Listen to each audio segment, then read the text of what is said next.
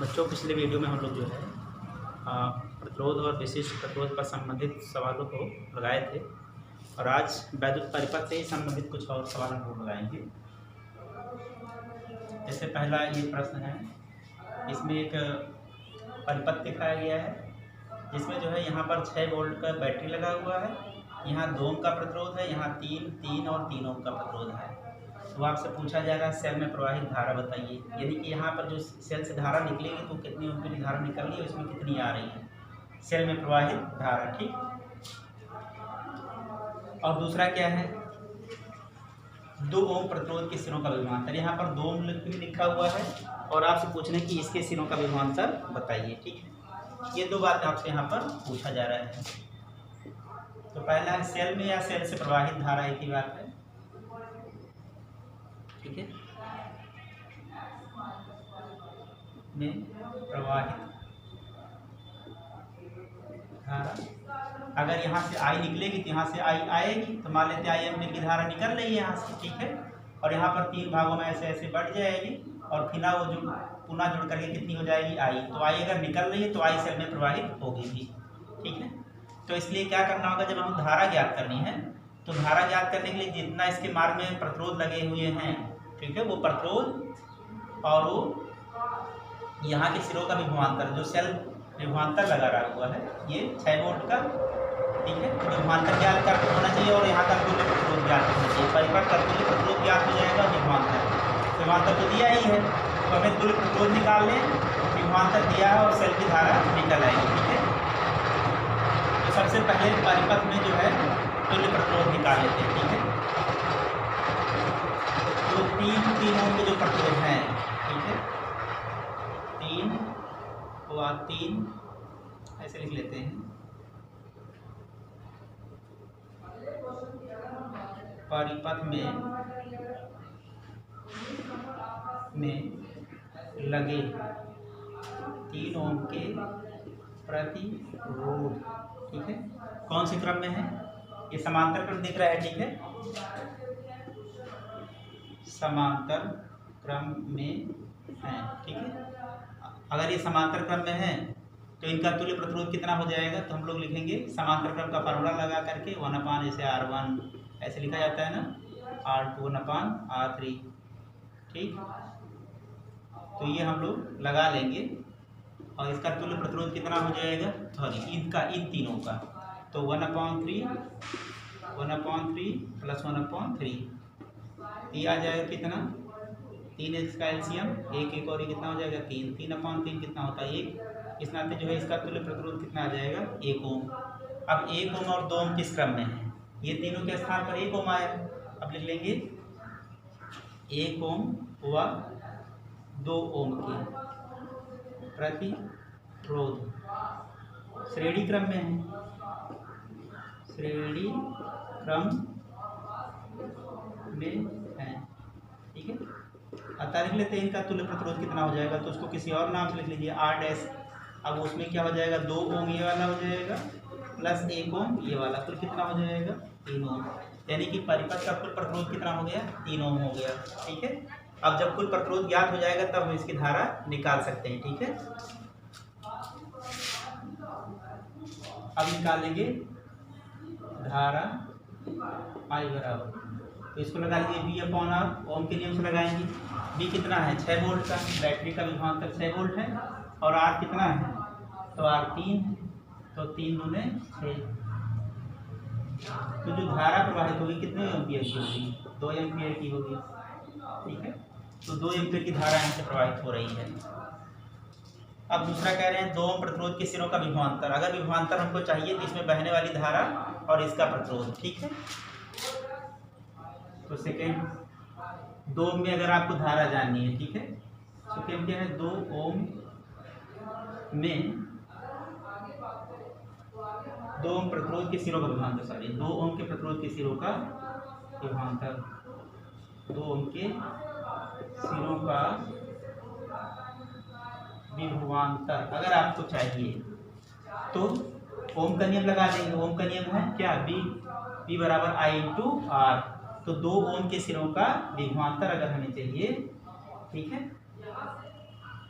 तो ओम का नियम हम लोग लगा देंगे, बी यहाँ पर 2 ओम लिख दे रहे हैं, इसका मतलब 2 ओम के सिरों का विभवांतर है। ठीक है, तो ये आई हो जाएगा और प्रतिरोध कितना हो जाएगा, 2 ओम का हो जाएगा। ठीक है, तो यहाँ पर ऐसे 2 ओम जानने के लिए लिख लेते हैं I इंटू आर से, 2 ओम के सिरों के विभवांतर के लिए I इंटू आर 2 ओम, इसका मतलब हो गया 2 ओम का ये प्रतिरोध जो लगा हुआ है। अब I कितना एम्पियर बह रहा है, तो 2 एम्पियर, और जो ये प्रतिरोध है वो कितने ओम का है, 2 ओम का है। ठीक, तो 2 दूना 4 हो जाएगा वोल्ट। ठीक है, इस तरह से जो 2 ओम के सिरों का विभवांतर वो कितना है, ये 2 ओम के सिरों का ये विभवांतर लिखा हुआ, 2 में लिखा 2 ओम के सिरों का विभवांतर, ये 4 वोल्ट आ गया। ठीक है, इस तरह से हम लोग इसको हल कर लेंगे।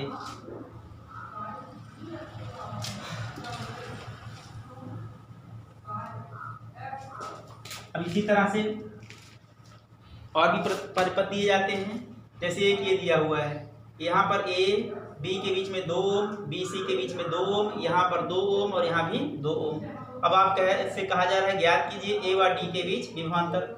तो अगर हमको ए और डी के बीच विभवांतर चाहिए, किन बिंदुओं के बीच चाहिए, ए और डी के बीच, तो ये आपका जो है ए है और ये क्या है, डी है। ठीक है, डी है ये, तो हमको इसका विभवांतर चाहिए। ठीक है, अगर इसके सिरों का विभवांतर हमको चाहिए तो सेल से जो है यहाँ से एक तार निकाल लेते हैं और यहाँ से एक तार निकला रहता है और बैटरी जुड़ा होता है। ठीक है, और बाकी ये जो है आप देख रहे हैं इस तरह से लगाया गया है।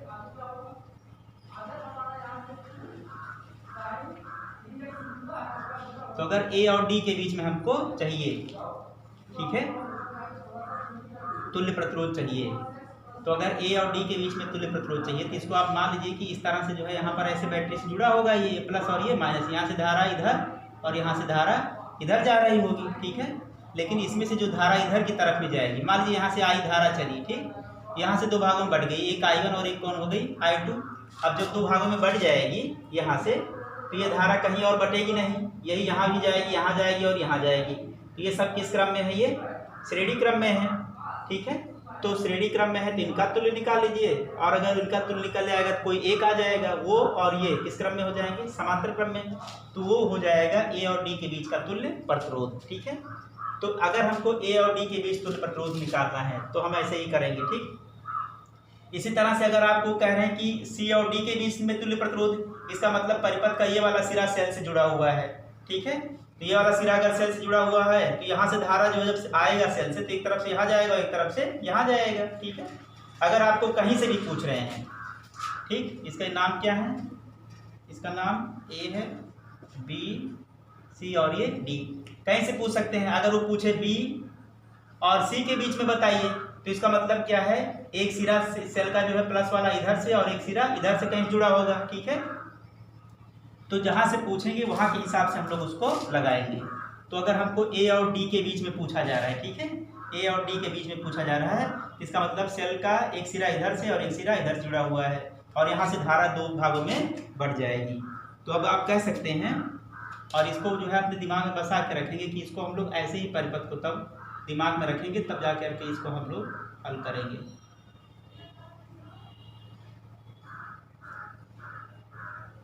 ठीक है, यहाँ पर ए, बी, सी और ये डी, तो ये 2 ओम का, ये 2 ओम का, ये भी 2 ओम का, और ये कितने ओम का हो जाएगा, 6 ओम का।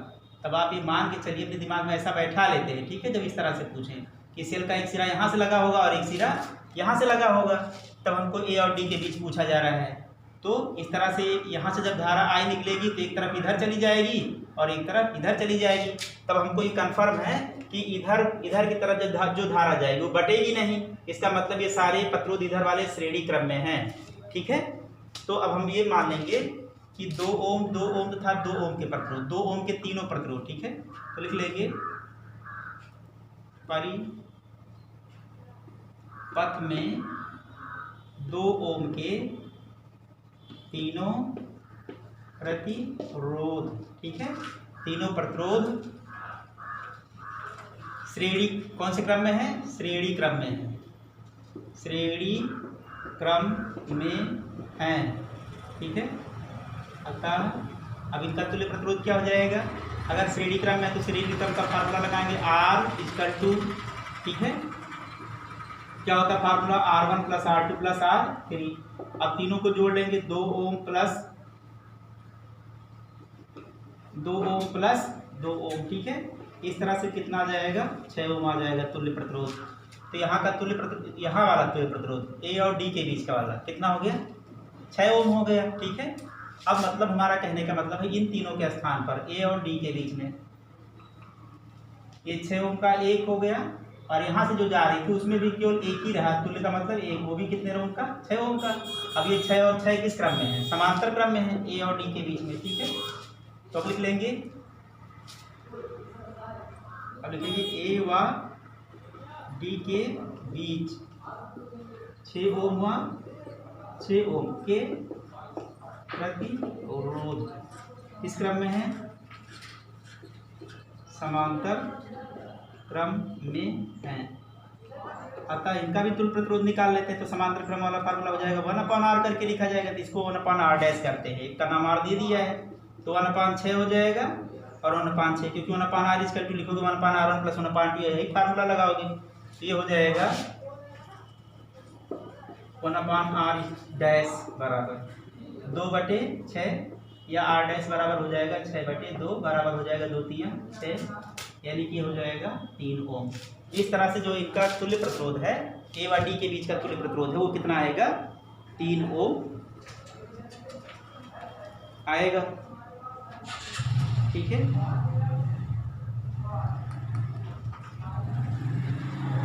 तो इस बात को हम लोग हमेशा ध्यान रखेंगे।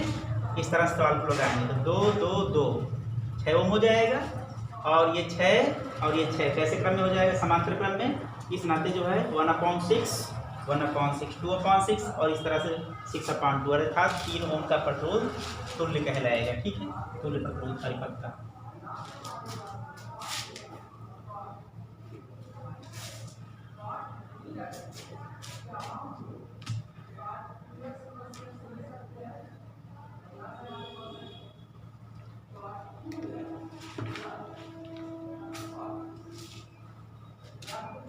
अब मान लीजिए कि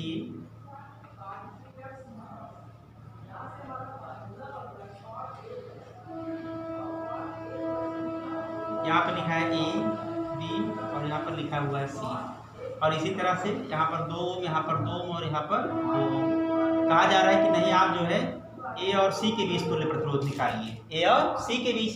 तो इसी तरह से ये मान लीजिए यहाँ पर बैटरी का एक सिरा प्लस वाला हो जाए, एक सिरा माइनस वाला।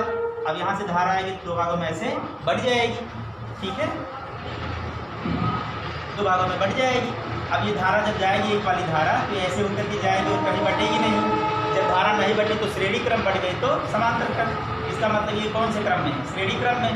तो श्रेणी क्रम में सीधे जुड़ जाएगा 2 और 2 4 हो जाएगा, फिर 4 और ये 2 4 और ये 2, इन दोनों का एक ही हो जाएगा 4 ओम।